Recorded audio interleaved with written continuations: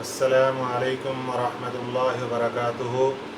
اسلامیات 10th class, جس کی سورۃ الاحزاب کی آیت نمبر 41 سے 49 کا لیکچر لیں گے۔ اعوذ باللہ من الشیطان الرجیم، بسم اللہ الرحمن الرحیم۔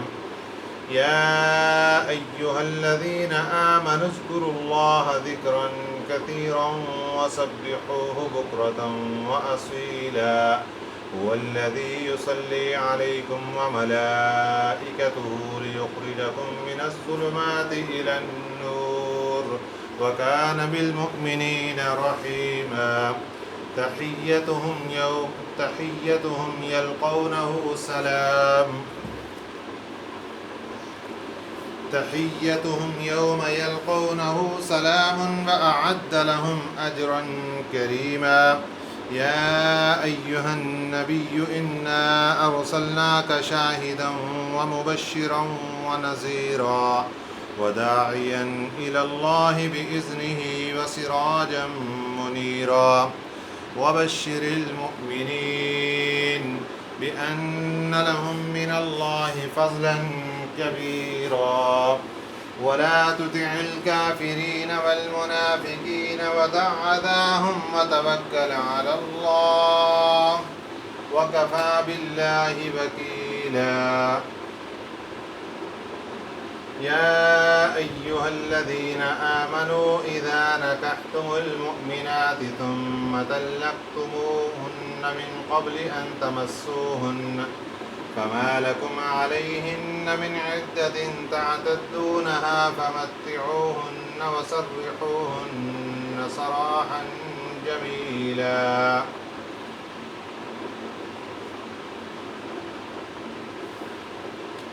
صدق اللہ العظیم۔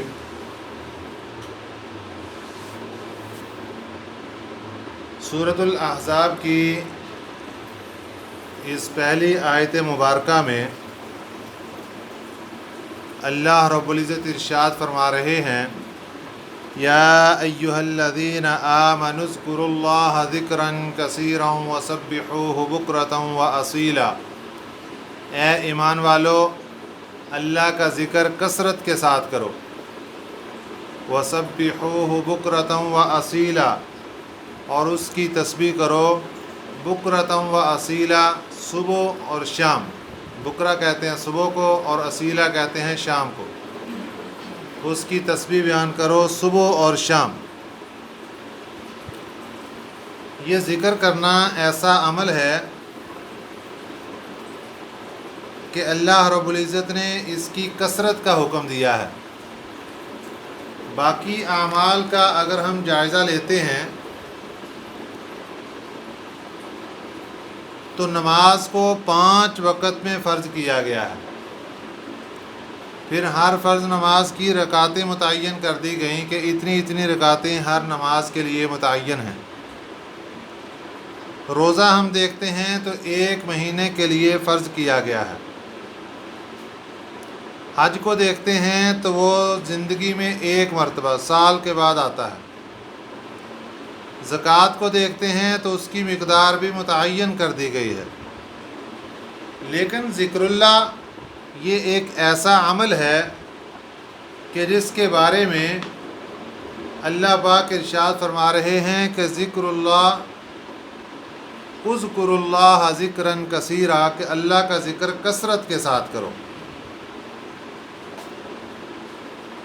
اس کو کثرت کے ساتھ کرنے کا حکم دیا گیا کہ اللہ تعالیٰ کو کثرت کے ساتھ یاد کرو۔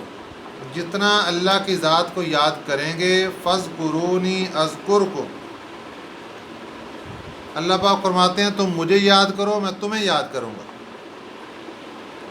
جتنا ہم اللہ کی ذات کو کثرت کے ساتھ یاد کریں گے، اتنا اللہ کی ذات ہمیں یاد فرمائیں گے۔ اللہ کی ذات فرشتوں میں بیٹھ کر یاد فرماتی ہے کہ دیکھو میرا نیک بندہ میرا کثرت کے ساتھ ذکر کر رہا ہے۔ پھر دوسرے اعمال کے مقابلے میں یہ بہت آسان ہے یہ عمل، اس کے لیے وضو ہونا ضروری نہیں ہے، اس کے لیے کوئی خاص طریقہ نہیں ہے کہ اس طریقے پر بیٹھ کے ذکر کرنا ہے، بیٹھ کر کر لیں، لیٹ کے کر لیں، کھڑے کر لیں، چلتے پھرتے کر لیں، جس طریقے سے بھی چاہیں ذکر کرتے رہیں۔ حضرت ابو درداء رضی اللہ تعالیٰ عنہ سے روایت ہے، نبی پاک صلی اللہ علیہ وسلم نے صحابہ اکرام سے پوچھا، فرمایا میں تمہیں وہ چیز نہ بتلاؤں جو تمہارے تمام اعمال سے بہتر ہو، تمہارے مالک کے نزدیک سب سے زیادہ مقبول ہو، تمہارے درجات کو بلند کرنے والی ہو، تمہارے لیے سونے چاندی کے صدقہ خیرات کرنے سے بھی بہتر ہو، اور اس بات سے بھی بہتر ہو کہ تم اللہ کے راستے میں جہاد کرنے کے لیے نکلو، تمہارا دشمن سے مقابلہ ہو جائے، تم ان کی گردنیں مارو، وہ تمہاری گردنیں ماریں۔ صحابہ اکرام نے عرض کیا، اللہ کے رسول صلی اللہ علیہ وسلم وہ کون سی چیز اور کون سا عمل ہے؟ رسول اللہ صلی اللہ علیہ وسلم نے ارشاد فرمایا، وہ اللہ کا ذکر کرنا ہے، یعنی اللہ تعالیٰ کی یاد، ذکر اللہ عز و جل۔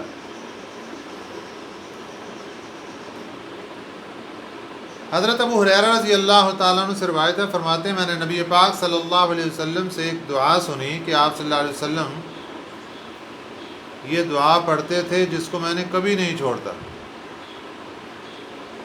کیا دعا فرماتے؟ یا اللہ مجھے ایسا بنا دے کہ میں تیرا شکر بہت کروں اور تیری نصیحت کا تابع رہوں، تیرا ذکر کثرت سے کیا کروں اور تیری وصیت کو محفوظ رکھوں۔ اس لیے ہمیں چاہیے کہ اٹھتے بیٹھتے ہر حالت میں، وضو ہے نہیں ہے، جیسی بھی کنڈیشن ہے، ہم اپنی زبان کو اللہ کے ذکر سے تر رکھیں، کیونکہ نبی پاک صلی اللہ علیہ وسلم نے ارشاد فرمایا، تیری زبان ہمیشہ اللہ کے ذکر سے تر و تازہ رہنی چاہیے۔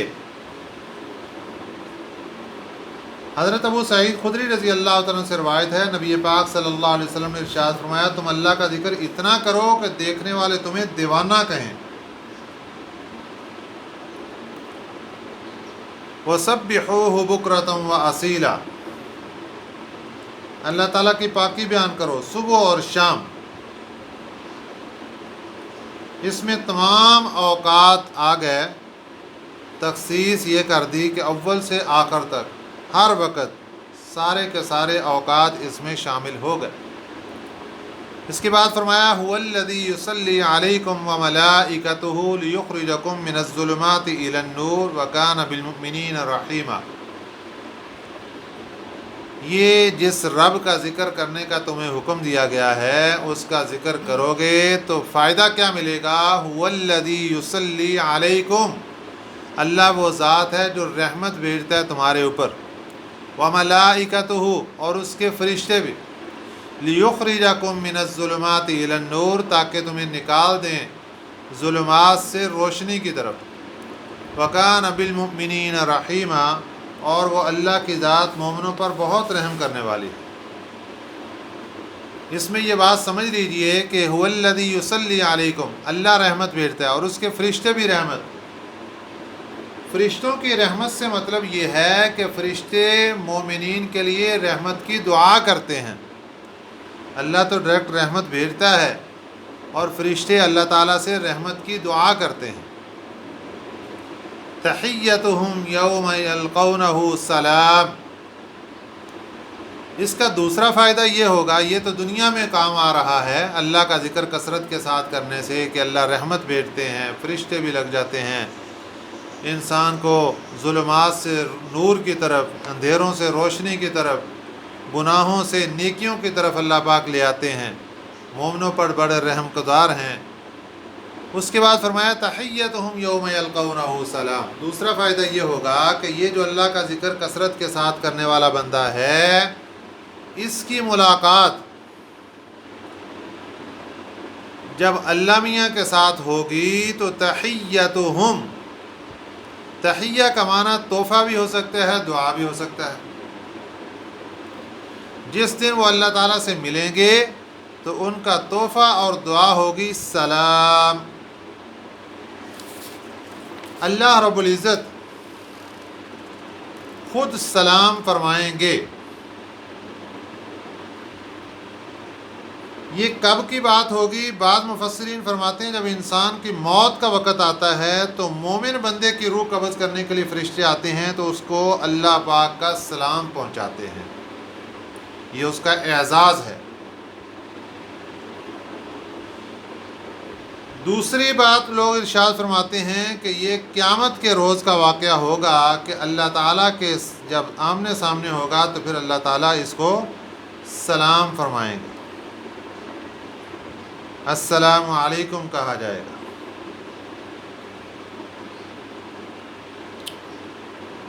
اور بعض حضرات فرماتے ہیں کہ نہیں، اس سے مراد جنت کا داخلہ ہے، کہ جنت کے داخلے میں جب جنت میں داخل ہو جائے گا تو پھر اللہ تعالیٰ کی طرف سے سلام پہنچے گا، فرشتے بھی سلام کریں گے۔ کوئی بھی دن مراد ہو، خواہ موت کا وقت ہو، خواہ قیامت کا دن ہو، اور خواہ جنت میں داخلے کا وقت ہو، ہمارے لیے یہ کتنی بڑی خوش قسمتی کی بات ہے کہ اللہ رب العزت کی طرف سے ڈائریکٹ ہمیں سلام پہنچے گا۔ تحیتہم، یہ ہمارے لیے تحفہ ہوگا، ہمارے لیے دعا ہوگی اللہ پاک کی طرف سے۔ وَأَعَدَّ لَهُمْ أَجْرًا كَرِيمًا، اور تیار کیا ہے ان کے لیے عمدہ اجر، عزت والا اجر اللہ پاک نے تیار فرما دیا۔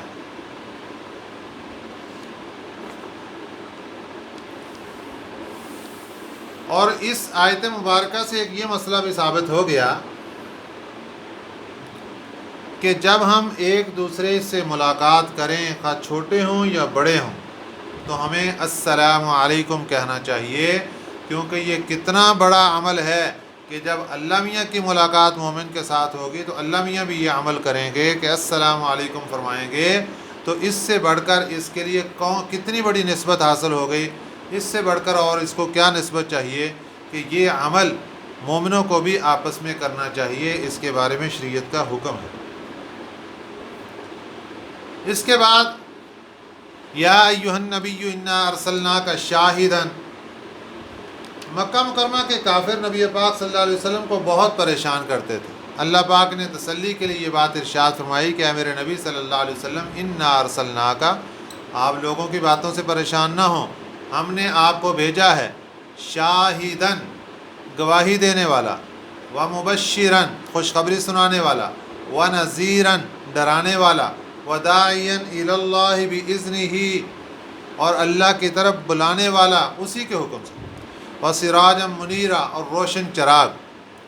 نبی پاک صلی اللہ علیہ وسلم کی 5 صفات یہاں پر ذکر کی گئی ہے۔ اگر ہم پہلا کویسچن دیکھتے ہیں، سبق میں رسول اللہ صلی اللہ علیہ وسلم کا کیا مقام اور منصب بیان کیا گیا ہے، تو یہی مقام اور منصب ہے کہ آپ صلی اللہ علیہ وسلم کو اللہ پاک نے فرمایا کہ آپ شاہد ہیں، گواہی دینے والے، آپ مبشر ہیں، خوشخبریاں سنانے والے، آپ نذیر ہیں، ڈر سنانے والے، آپ اللہ کی طرف بلانے والے ہیں، آپ روشن چراغ ہیں۔ گواہی دینے والے سے مراد یہ ہے کہ قیامت کا دن ہوگا، اللہ کی عدالت میں پچھلی امتوں کو پیش کیا جائے گا اور اس کے نبی بھی پیش ہوں گے۔ اللہ تعالیٰ ان کے نبی سے پوچھیں گے، حضرت نوح علیہ السلام سے سوال ہوگا، آپ کو ہم نے جتنی ڈیوٹی لگائی تھی تبلیغ پہنچانے کی، میرا دین پہنچانے کی، پہنچا دی؟ جی یا اللہ میں نے پہنچا دیا۔ کافروں کی طرف سے بڑا ظلم و ستم تکالیف بھی آئیں لیکن میں نے یہ اپنی ڈیوٹی پوری کی۔ لیکن وہاں قوم کھڑی ہو کر نبی کا انکار کر دے گی، یا اللہ اس نے نہیں پہنچائی، جھوٹ بولے گی۔ حضرت موسیٰ علیہ السلام کی قوم بھی جھوٹ بول دے گی، حضرت عیسیٰ علیہ السلام کی قوم بھی جھوٹ بول دے گی، انبیاء پر الزام لگ جائے گا۔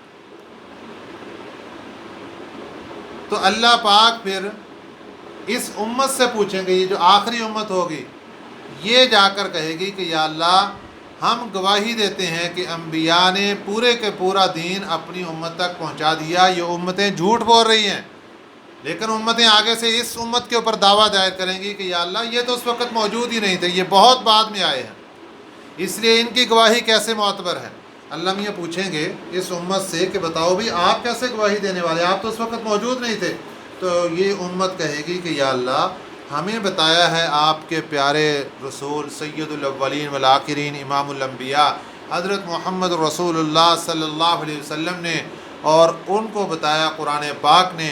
قرآن پاک بھی سچا، ہمارا نبی بھی سچا، ہم نے اپنے نبی پر ایمان لے کر آئے ہیں، ہمیں ایمان اور یقین کامل ہے، جو ہمارے نبی نے فرمایا بالکل درست، جو قرآن پاک نے فرمایا بالکل درست۔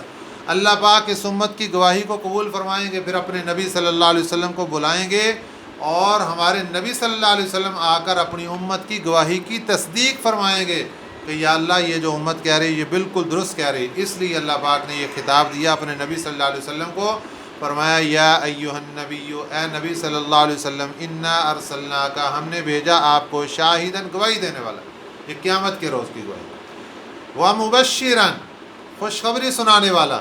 جو لوگ نبی پاک صلی اللہ علیہ وسلم کی باتوں کو مانتے جائیں ان کو جنت کی خوشخبریاں سنا دو، ونذیرا، جو نہ مانے ان کو جہنم سے ڈراؤ، وداعیا الی اللہ باذنہ، اور اللہ کی طرف بلانے والا اس کے حکم سے، وسراجا منیرا، روشن چراغ۔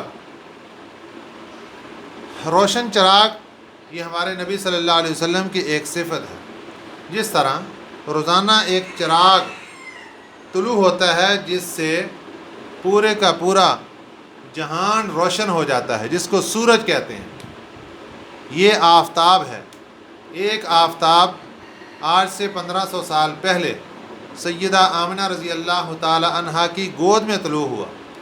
یہ جو آفتاب آج دنیا کا آفتاب ہے، یہ آفتاب جب طلوع ہوتا ہے اس سے گلیاں اور محلے روشن ہوتے ہیں، اور جو آفتاب رسالت 1500 سال پہلے طلوع ہوا اس سے گلیاں محلے تو بہت لوگوں کے دلوں کو بھی روشن کر دیتے ہیں، لوگوں کے دماغ روشن ہو جاتے ہیں، اور صحابہ اکرام رضی اللہ علیہم اجمعین کو ایسا فیض ملا، ان کے دل قلب ایسے روشن ہوئے کہ پورے جہان کے لوگوں سے افضل بن گئے۔ وبشر المؤمنین، اور مومنوں کے لیے خوشخبری ہے، بِأَنَّ لَهُم مِّنَ اللَّهِ فَضْلًا كَبِيرًا، کہ ان کے لیے اللہ کی طرف سے فضل ہے کبیرہ، بہت بڑا۔ وَلَا تُطِعِ الْكَافِرِينَ وَالْمُنَافِقِينَ، اے میرے نبی نہ اطاعت کرو کافروں کی اور منافقوں کی، وَدَعْ أَذَاهُمْ، اور چھوڑ دو ان کی تکلیف دینے کو، یعنی اس کے اوپر کوئی توجہ نہ کیا کرو، پریشان نہ ہوا کرو۔ اب یہ کون سا موقع ہے جہاں ہمارے نبی صلی اللہ علیہ وسلم کو کہا جا رہا ہے کافروں اور منافقوں کی اطاعت نہ کرو؟ یہ تو تصور بھی نہیں ہو سکتا۔ اس کا ایک مطلب تو یہ ہے کہ پیچھے جو حضرت زینب رضی اللہ تعالیٰ عنہ کے نکاح کا واقعہ آپ نے سنا ہے، اس کے بارے میں چونکہ نبی پاک صلی اللہ علیہ وسلم کے ذہن میں یہ تھا کہ لوگ کیا کہیں گے، اور وقتی طور پر سستی نہ فرمائیں، اس لیے اللہ پاک نے منع فرما دیا، اس سے کہا کہ اطاعت نہ کرو۔ دوسرا مطلب اس کا یہ ہے کہ اللہ پاک اپنے نبی صلی اللہ علیہ وسلم کو بتا کر ہمیں سمجھانا چاہتے ہیں، ہمیں یہ حکم دیا جا رہا ہے کہ کافروں اور منافقوں کی اطاعت نہیں کرنی۔ وَدَعْ أَذَاهُمْ، تبلیغ کرتے ہوئے اگر درمیان میں کوئی تکلیفیں آتی ہیں تو اس کے اوپر توجہ نہیں دینی۔ وَتَوَكَّلْ عَلَى اللَّهِ، اللہ کی ذات پر بھروسہ رکھو۔ وَكَفَىٰ بِاللَّهِ وَكِيلًا، اللہ کافی ہے کارساز۔ یہ تو پچھلی بات مکمل ہوئی۔ اس کے بعد ہے یہ آخری آیت آج کے ہمارے سبق کی، یا ایھا الذین آمنوا اذا نکحتم المؤمنات، اے ایمان والو جب تم نکاح کرو کسی مومن عورت سے، ثم طلقتموہن، پھر تم ان کو طلاق دے دو، من قبل ان تمسوہن، ان کو چھونے سے پہلے، یعنی رخصتی ہونے سے پہلے، وہ اپنے گھر میں تم اپنے گھر میں، فما لکم علیہن من عدت تعتدونہا، نہیں ہے تمہارے ذمہ کہ ان پر عدت ہو جس کو وہ شمار کریں، فمتعوہن، پھر ان کو کچھ نفع دے دو، وسرحوہن سراحا جمیلا، اور اچھے طریقے سے ان کو رخصت کر دو۔ اس سبق میں طلاق کا کیا خاص حکم بیان ہوا ہے؟ یہی طلاق کا خاص حکم بیان ہوا ہے۔ طلاق کے بارے میں مسئلہ یاد رکھیں کہ اگر کسی مومن کا نکاح ہو جاتا ہے مومنہ عورت سے، تو نکاح کے بعد یا تو رخصتی ہو جائے گی، رخصت ہو کر وہ لڑکی دلہن اس لڑکے کے پاس اس کے گھر پہنچ جائے گی، یا اس سے ملاقات نہیں ہوگی۔ اگر اس کی رخصتی سے پہلے اس عورت کو طلاق ہو جاتی ہے تو اس کے اوپر کوئی عدت نہیں ہے۔ یعنی سبق میں طلاق کا جو خاص حکم بیان ہوا ہے وہ یہ ہے کہ اگر یہ اس کا جواب لکھ لیجئے کہ اگر نکاح ہونے کے بعد رخصتی سے پہلے طلاق ہو جاتی ہے تو اس کے اوپر عدت نہیں ہے۔ یہ اس کا جواب مکمل ہوا۔ اب اور مسئلہ سمجھ لیجئے، طلاق کی عدت کتنی ہے؟ طلاق کی عدت ہے 90 دن،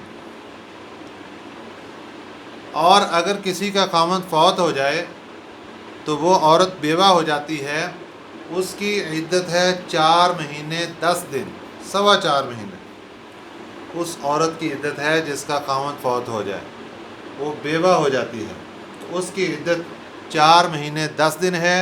ویسے اگر کوئی طلاق ہوتی ہے کسی عورت کو تو متعلقہ کی عدت 90 دن ہے، لیکن یہ اس صورت میں ہے جب رخصتی ہو گئی، ملاقات ہو گئی میاں بیوی کی آپس میں، اور اگر ملاقات نہیں ہوئی تو پھر اس کی عدت نہیں ہے، وہ بغیر عدت گزارے آگے کسی کے ساتھ نکاح کر سکتی ہے۔ یہ مسئلہ تو سن لیا، اور اس کے بعد آخر میں غور کیجئے، فَمَتِّعُوهُنَّ وَسَرِّحُوهُنَّ سَرَاحًا جَمِيلًا، کہ عدت گزارنے کے بعد یہ تو اس کی تو عدت ہی نہیں ہے، اس کے ساتھ بھی اگر تم نے طلاق دے دی اس کو تو فَمَتِّعُوهُنَّ، اس کو کچھ نفع دو، اور پھر اچھے طریقے سے اس سے جواب دے کر اس سے علیحدگی اختیار کرو۔ یعنی اسلام نے طلاق کا جو حکم دیا ہے یہ بہت مجبوری کی حالت میں ہے، لیکن اگر کسی کو یہ مجبوری کی حالت میں قدم اٹھانا پڑ جائے تو اس کے لیے یہ بات یاد رکھنا کہ طلاق میں جو عدت ہے وہ خاوند کے گھر میں گزارنی ضروری ہے۔ لیکن آج ہمارے لیے یہ لمحہ فکریہ ہے کہ طلاق دینے کے بعد فوراً اس کو نکال دیا جاتا ہے، بلکہ طلاق سے پہلے ہی اس کو نکال کے اپنے گھر سے پھر طلاق بھیج دی جاتی ہے۔ یہ بہت بڑا گناہ ہے، یہ قیامت کے دن پوچھ ہوگی اس کے بارے میں، گناہ کبیرہ ہے، کیونکہ اگر طلاق واقع ہو جائے، عورت جب تک عدت میں ہے وہ خاوند کے گھر میں رہے گی، اور خاوند اس کو نان و نفقہ دے گا، اس کی تمام ضروریات پوری کرے گا، اور پھر عدت مکمل ہونے کے بعد جب رخصت ہونے لگے تو اس کو پیسہ وغیرہ اور سوٹ وغیرہ دے کر پھر شریعت کو حکم ہے کہ اس کو رخصت کیا جائے۔ اسی طریقے سے وہاں گھر سے بگانا، جس طرح نوکر اور ملازم رکھا ہوا ہے کہ 4 دن اس سے نوکرانی کی اور اس کے بعد ملازمت سے کام لیا، اس سے لے کے پھر اس کو جب چاہ گھر سے بگا دیا، اسی طرح بیوی کے ساتھ یہ تعلق تھوڑا ہوتا ہے کہ اس کو جب چاہے اپنے گھر میں رکھے اور جب چاہے اس کو بھگا دے۔ یہ بیوی ہے یا ملازمہ ہے گھر کی، اس لیے ہمیں چاہیے کہ بیوی کو بیوی بنا کر رکھا جائے۔ السلام علیکم ورحمۃ اللہ وبرکاتہ۔